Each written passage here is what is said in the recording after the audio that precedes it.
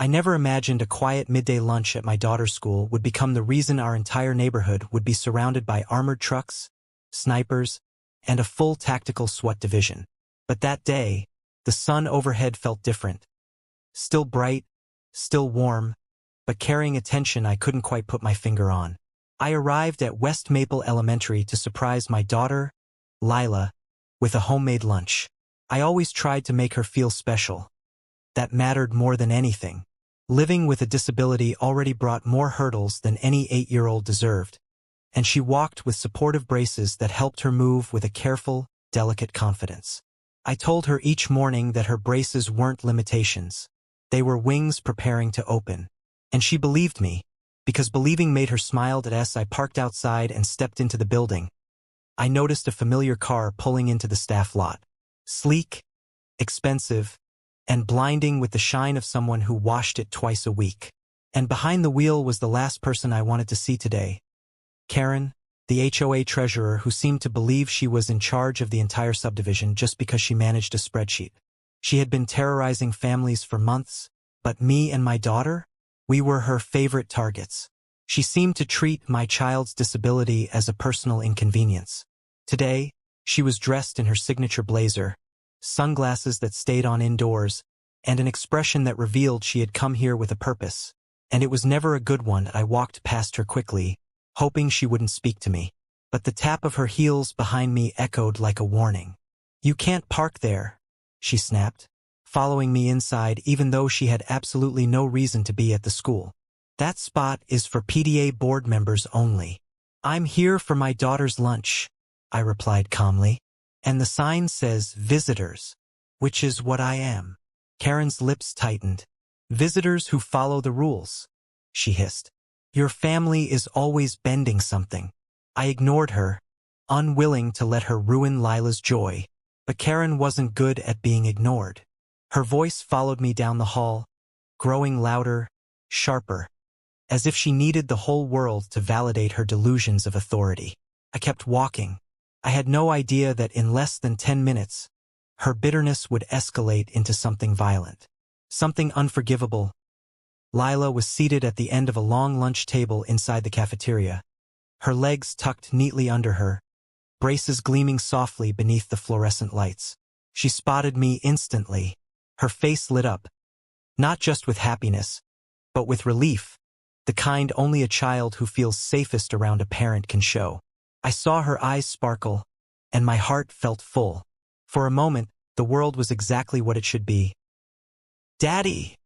she squealed with a grin, and I opened my arms as she reached out. I set the lunch down and helped her scoot over an inch so I could sit beside her. She always needed a hand adjusting her balance, and I never rushed her. Patience was part of our bond, part of our rhythm. I didn't even hear Karen come in. She approached like a storm, sudden and cold, her heels stabbing at the floor with harsh intent. She marched straight toward us as if she owned the room, and the cafeteria monitors paused mid-step, confused by her presence. "This is what I'm talking about," she barked. "Rules being broken everywhere. You can't just let her block the aisle like this. It's a safety violation." The entire room fell silent. My daughter flinched. Karen's voice always frightened her. It had that brittle, venomous quality adults use when they feel powerful, and children hear like thunder. "Karen," I said, standing slightly, "this is a school lunch. Please lower your voice." But Karen didn't lower anything. She raised every ounce of her hostility. "She shouldn't even be sitting here if she can't sit properly," she snapped, glaring at Lila's braces. "I've told the HOA over and over, you people take advantage of every exception. It's pathetic." I inhaled slowly, trying not to let her words ignite something dangerous inside me. "My daughter has a disability," I said evenly, "and you are not in the position ever to speak to her like that." "Oh, please," Karen scoffed. "Disability is just the new excuse people use when they can't follow basic rules." The cafeteria monitors moved forward, finally stepping in. One of them placed her hand between us. "Ma'am, you don't have permission to be here. This is private school space." But Karen shoved her hand away, and then she turned on my daughter, before I could register what she was doing. Before my muscles even had time to react, she reached forward, grabbed Lila by the arm and yanked her sideways. A gasp tore out of my chest so violently it hurt. Lila cried out, her small body twisting awkwardly as Karen pulled her off balance and slammed her upper body down onto the cold lunch table. Every adult in that room froze in horror. The sound of my daughter's braces hitting the metal edge was something I will never forget. That I lunged forward, catching her before she fell completely.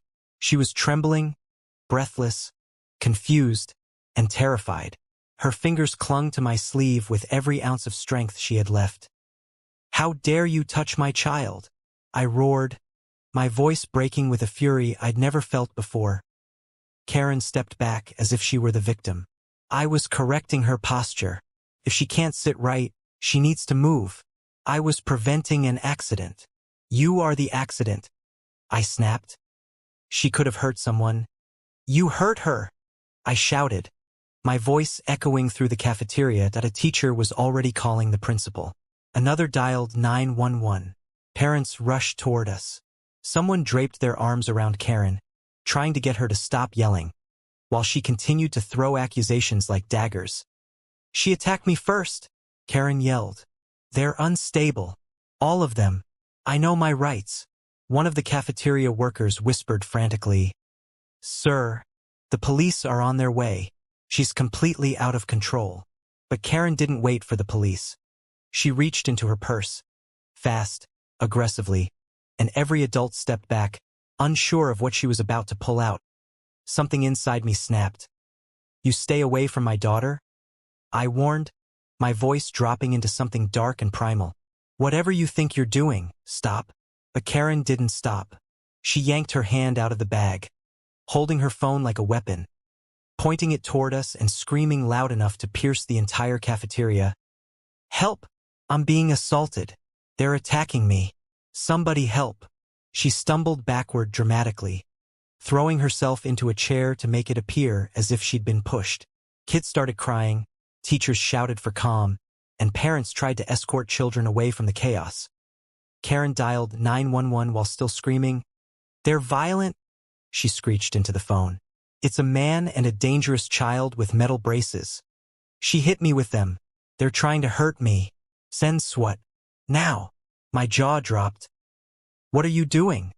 I shouted. "Nobody touched you." But Karen didn't care. Her performance escalated with every breath. She screamed, cried, sobbed, rolled partly onto the floor, kicking her legs dramatically. "They're a threat. You need full tactical response," she wailed. "Bring SWAT. Bring everything." Teachers and staff stared at her like she'd lost her mind. But the dispatcher, hearing nothing but Karen's frantic screams, responded exactly how her hysteria intended. "Units are en route." Karen's speakerphone echoed. Karen's eyes locked onto me with chilling satisfaction. It was all a game to her. A dangerous one. Within 3 minutes, the sound of helicopter blades thundered overhead. I felt my chest tighten. The windows rattled. Sirens wailed from every direction. Staff rushed to lock down the cafeteria. Parents ushered children under tables. Lila clung to me, crying into my chest. "Daddy?" she whispered. "Are we in trouble?" I held her tightly, shielding her trembling body with my arms. "No, sweetheart," I murmured. "You're safe, I promise." But I wasn't sure what would happen next. A booming voice echoed from outside. "This is the police. Everyone remain calm." Teachers gasped, children sobbed, and Karen, still sprawled dramatically on the floor, smiled. The SWAT team had arrived, and they were coming in fast. The cafeteria had transformed from a routine lunchroom into a scene of pure chaos. The moment the SWAT trucks screeched to a stop outside, the atmosphere thickened with fear. Even without seeing them, everyone could sense their presence. Heavy boots, fast movements, tactical shouts echoing down the hallways. The bright midday sunlight was cut by the shadows of armored vehicles and officers standing with rifles at the ready. It was surreal, violent in its intensity, and horribly unnecessary. Lila's tiny hands clutched my shirt so tightly they trembled. Her braces tapped softly against the chair as she tried to pull her legs up, seeking protection. I pulled her close, kissing the top of her head, murmuring reassurance even as my own heartbeat raced dangerously fast. "It's okay, sweetheart," I whispered. "You're safe with me." She nodded, but her breath came in shaky little gasps, each one breaking something inside me.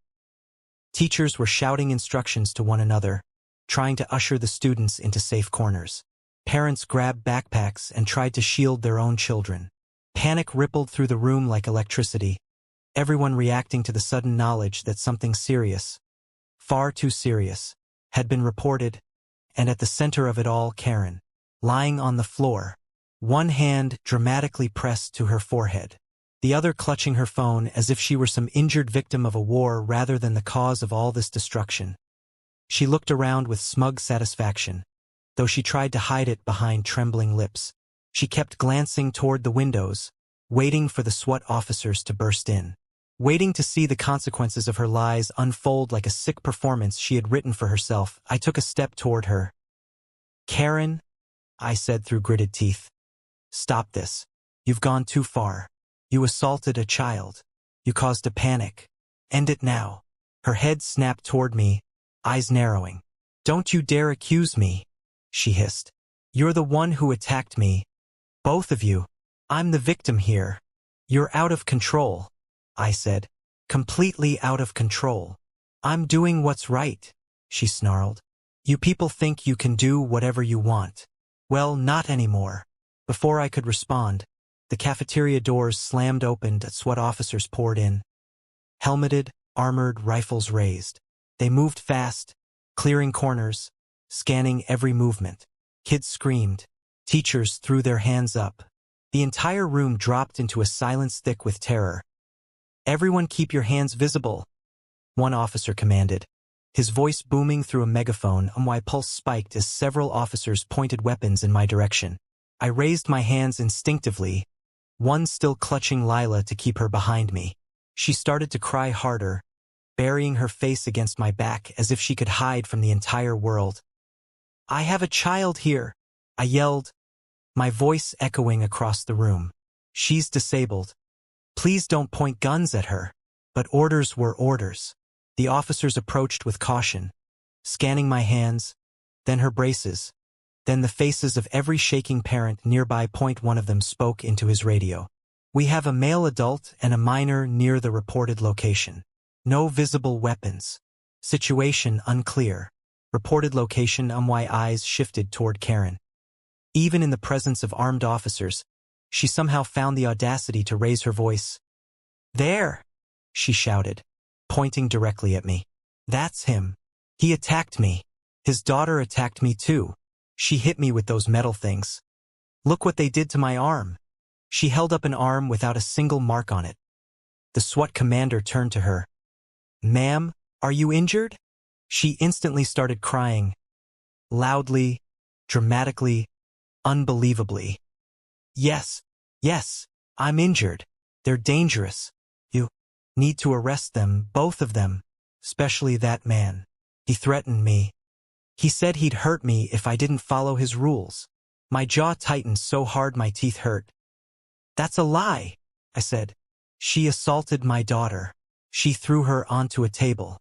She caused this entire panic. She's unstable." The officer moved between us, separating us further. "Sir, remain calm." "Calm," I snapped. "She attacked my child." The officer held up a hand, though his expression showed he understood something wasn't adding up.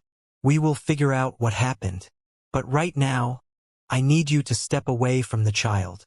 "No," I said instantly, without hesitation. "I'm not moving an inch away from my daughter." Lila pressed closer into my side. "Daddy, don't let them take me," she whispered, her voice barely audible. "They won't," I said, wrapping my arm around her. "Nobody is taking you away." The SWAT commander stepped forward. His voice was firm, authoritarian, but not aggressive. "We're going to separate everyone to get statements. No one is under arrest at this moment unless confirmed otherwise. We need to secure the scene first." But Karen wasn't satisfied with that. She scrambled to her feet and ran toward the officers, still sobbing theatrically. "You have to handcuff him," she wailed. He's dangerous. He's violent. He's been a threat to the entire HOA community for months. I filed complaints. I've warned everyone. You filed complaints about my child drawing chalk hearts on the sidewalk. I snapped. That was vandalism, Karen shrieked.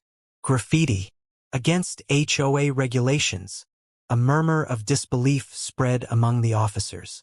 One of them looked at me with raised brows as if silently saying, "This woman is unhinged." The commander turned toward her. "Ma'am, we'll address your concerns. But we need you to stand back while we gather information." But Karen was done listening. She lunged toward me again, pointing her finger inches from my face, screaming with a hatred that made even seasoned SWAT officers stiffen. "You don't belong in our community," she spat. "Your daughter doesn't belong in our neighborhood. People like you ruin everything." Every parent, teacher, and child nearby froze at her words. The quiet horror spreading across their faces told me they finally understood the depth of her cruelty. The SWAT commander immediately stepped in, raising his voice. "Ma'am, back away. Right now." Karen ignored him. "She's a burden," she continued, pointing at my daughter. "All those accommodations, all that pity. Everyone knows it's a show. Disabled or not, she's dangerous. Those metal things, they're braces." I snapped. "For walking, because she has a disability. Something you cannot comprehend, because you don't understand compassion." "She rammed into me," Karen screamed. "I want her charged too." At that moment, something inside me cracked. Something deep, painful, and long suppressed. I took one step forward and looked her straight in the eyes. "You laid your hands on my daughter," I said slowly, calmly, dangerously. "You physically assaulted a child who cannot defend herself. And now you're trying to turn the police against her." Karen flinched, but only for a moment. "Arrest him," she demanded again. Instead, the SWAT commander turned quietly to one of the officers. "Secure her." Karen froze. "Secure? Secure me? No, I'm the victim." "Ma'am," the commander said.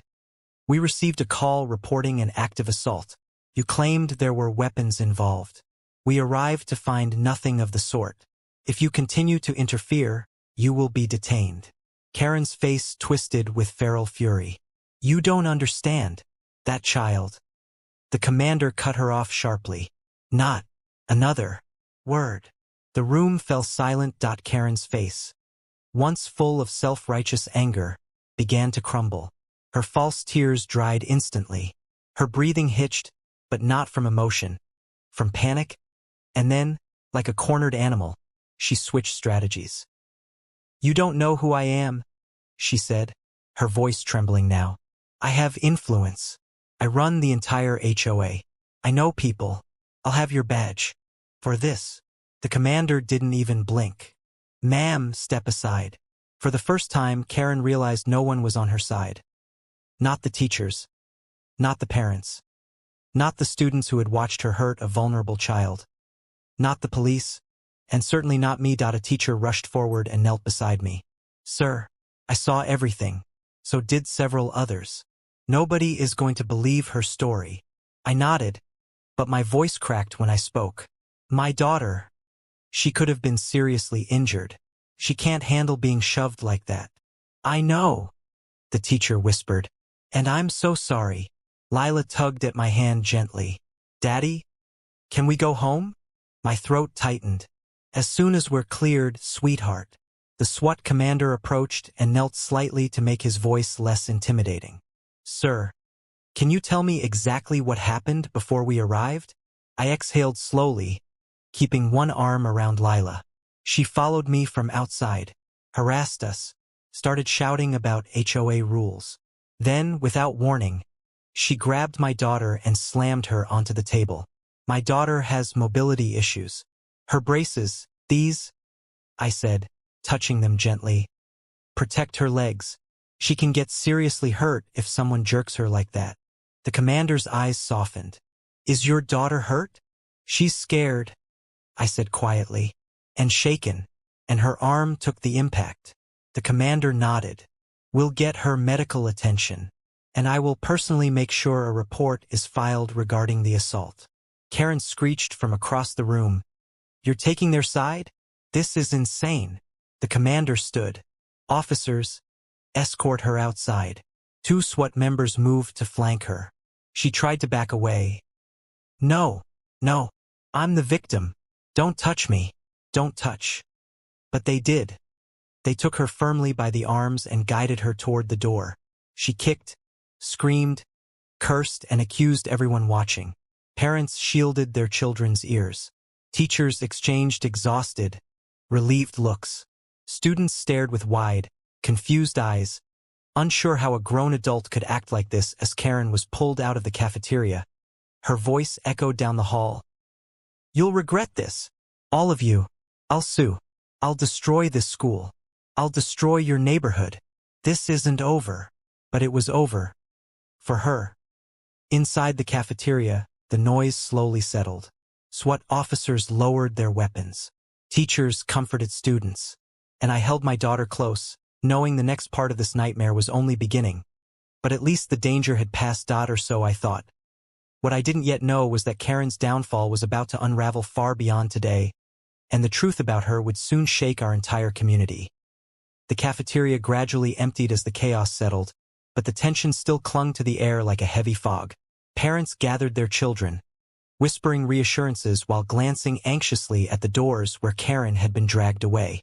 The SWAT officers moved into de-escalation mode, checking every corner, confirming the building was secure, and contacting dispatch to downgrade the emergency. The principal arrived moments later, her face pale and trembling as she tried to comprehend what had just unfolded inside her school. I don't understand," she murmured, scanning the room. "The call we received described an armed assault. How could this happen? Because someone wanted power. Someone twisted enough to weaponize fear.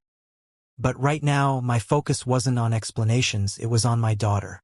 Lila leaned against me, her breath still uneven, her small body trembling with aftershocks of fear. Her fingers curled into the fabric of my shirt. As if letting go would unravel her world completely, a school nurse rushed toward us.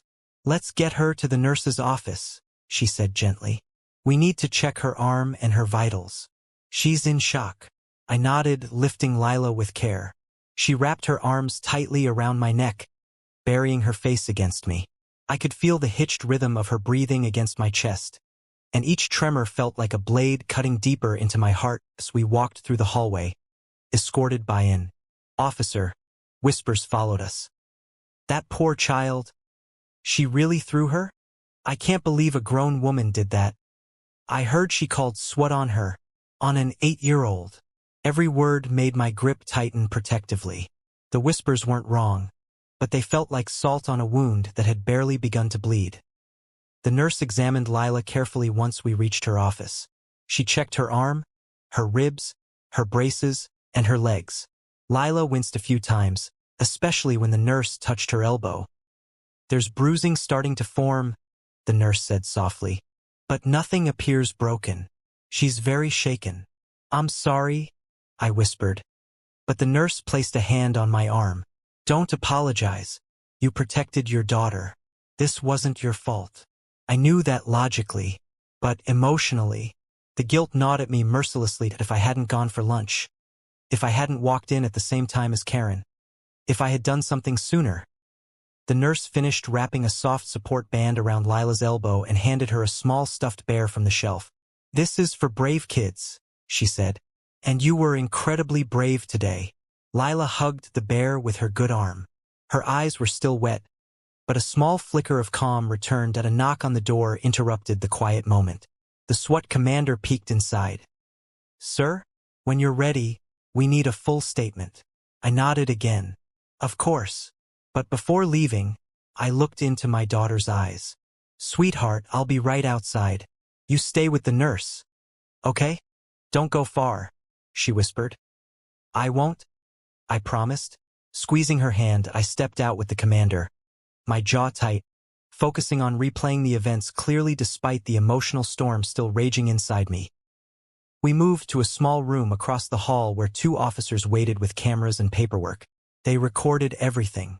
My description of the confrontation, Karen's harassment, her physical attack, her false emergency call, her accusations, everything. The commander listened intently, occasionally scribbling notes, but mostly letting me speak uninterrupted. When I finished, he leaned back slightly. "This is one of the most extreme false reports I've ever seen," he said quietly. "Calling SWAT to a school under fabricated claims? That's not just irresponsible. It's criminal." "Good," I said, "because she nearly got my daughter killed." "She will face consequences," he assured. "Count on that." But consequences weren't enough. Not after what she had put my daughter through. Not after the way she had weaponized her cruelty every chance she got. The commander continued, "We've already reviewed the cafeteria cameras. Everything you said matches what we saw. She assaulted your daughter unprovoked." I exhaled heavily. "Thank you. And there's one more thing," he added. "We found something concerning in her vehicle." My eyebrows rose. "What do you mean?" He hesitated just a moment before answering. "We'll discuss it once the principal and our district liaison are present." A chill ran through me, but before I could ask anything more, the principal entered the room, her expression a mix of exhaustion and regret. "Sir," she said, her voice shaking, "I'm so deeply sorry for what happened. This should have never occurred on school grounds." "It wasn't the school's fault," I said. "Karen shouldn't have been here at all." "That's part of what's troubling," the commander said. "We checked her identification logs. She signed in as a PTA board member representative." The principal shook her head furiously. "But she's not part of the PTA. Not even remotely." "Exactly," the commander confirmed. "She forged credentials to enter the campus." My stomach turned. If she could sneak into schools pretending to be someone she wasn't, what else had she done? "And there's more," the commander said soberly. "Her vehicle was illegally parked in the staff lot. When officers looked inside after she was taken into custody, they found a folder with documents." "What kind of documents?" I asked. He exchanged a look with the other officers. "HOA files, but not normal ones." The principal frowned. "I don't understand." The commander cleared his throat. "Files with private information about dozens of neighborhood families. Financial records, personal disputes, photographs, notes about people's routines, invasive details." My heart dropped. "What?" I whispered. "Why would she have those?" "We don't know yet," he said. "But it appears she's been tracking residents, possibly gathering information to threaten or manipulate them." It felt like ice crept through my lungs. "She had records on your family as well," the commander added. "Including your daughter." My fists clenched at my sides. "On my daughter?" "Yes. Notes on her disability, her school schedule, your work schedule, dates of medical appointments, HOA dispute records, even photographs taken from outside your home." My breath stilled. Every instinct in my body screamed with protective rage. "What was she planning?" I demanded. "We don't know," he replied. "But we will find out." Before I could respond, there was another knock on the door. A young officer poked his head inside. "Commander, we need you." "She's still screaming in the squad car. She's demanding to see a lawyer, the HOA board, and apparently the governor." The commander sighed. "Of course she is."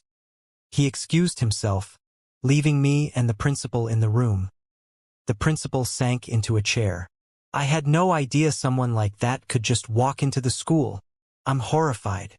"I'm more horrified at how far she was willing to go," I said. "Over what?" "HOA rules." The principal shook her head. "This wasn't about rules. This was about control." She hesitated before adding, "It's clear she singled you out. And your daughter." "Yes," I said bitterly.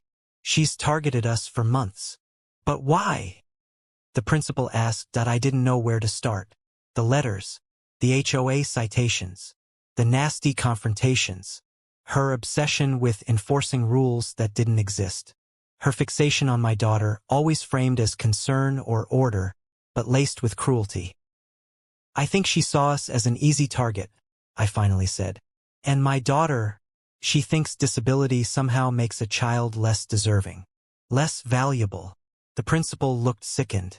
That's monstrous. It is, I said. But now she's exposed. A softness settled into the room for a moment.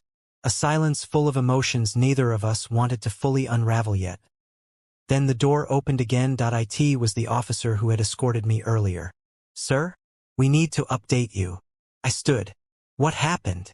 She's being transported to county processing. But, he paused. She told the officers outside that she intends to have your HOA membership revoked, and she plans to finish what she started. Her words. A fresh wave of anger surged through me. She threatened us? Even now. She won't be harming anyone, he assured. She'll be facing multiple charges. And with the evidence from her car, it's going to be serious. But the officer wasn't finished. One more thing. The HOA president has been contacted. He wants to meet with you, he said. This is bigger than you know. A chill ran down my spine. What do you mean? The officer shook his head. He didn't say. Only that Karen has been under internal investigation. And that what she did today. He exhaled heavily. It's not the first time she's crossed a line. I stared at him, stunned. The principal looked equally shocked. Internal investigation? For what? The officer's silence was a clear answer. We weren't dealing with someone having a bad day. We were dealing with someone dangerous. Someone who left a trail of victims behind her. And what she did to my daughter was only the beginning. The silence in the auditorium was sharp enough to cut through steel. Karen stood frozen. Her lips still parted, as if the words she had been shouting were stuck somewhere between her throat and her pride.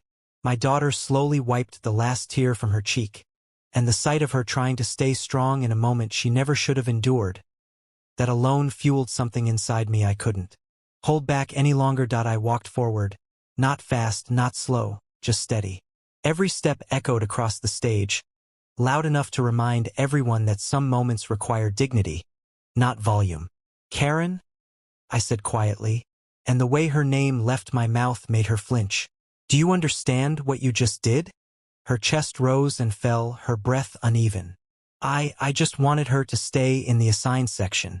Rules matter. Rules matter, I repeated, nodding. But so does humanity. So does timing. And so does the dignity of a child who worked for years to stand on this stage today. Whispers rippled through the crowd. A few parents exchanged looks.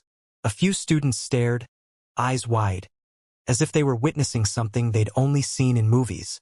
My daughter stood beside me now, her hand trembling, but she held her chin high. She didn't shrink. She didn't step back. She stayed exactly where she deserved to be, front and center. Karen's voice quivered. I didn't know she was your daughter. I looked at her for a long moment. That's the problem. You shouldn't need to know who someone belongs to in order to treat them with basic respect. Her face reddened, and for the first time that afternoon, she didn't have anything to yell back. Not a complaint. Not a rulebook number. Not a single word that could justify what she'd done. I turned to the crowd. Not because I wanted attention, but because situations like these demand clarity. This graduation is not about homeowners associations, property lines, or neighborhood authority. This is about our children, their success, their joy, their hard-earned moment. I could feel the tension in the air begin to soften. Parents nodded. Teachers relaxed their shoulders. Even the principal looked relieved. Then I said the words that finally made Karen's expression collapse. And as the trustee responsible for this district, I will not allow any adult, in any capacity, to humiliate a student, especially not on the most important day of their academic life. Karen blinked, stunned. A few people gasped. Others whispered things like, he's the trustee, and she picked the wrong family today. But my focus never shifted from my daughter, who was trying so hard not to cry again that I turned to her gently. Are you ready to walk across the stage the way you deserve? She nodded, her voice barely above a whisper. Yes. I offered my hand. She placed hers in it, and together we stepped toward the podium. The principal didn't even wait for the cue. He signaled the band, who burst into a triumphant melody. The applause grew, soft at first, then louder, louder, until it felt like the entire auditorium was lifting with the weight of it. My daughter walked across the stage with her head high, every step reclaiming the moment Karen had tried to steal from her. She received her diploma. She smiled, really smiled, and when she looked back at me, I saw pride where fear had been only minutes before. Behind us, Karen stood alone, silent, shrinking into the seat she once believed gave her authority over everyone else. And for the first time since the confrontation began, she realized that loudness does not equal power, and cruelty never wins against dignity. But the day wasn't over yet. Not for her, not for us, and not for what happened afterward.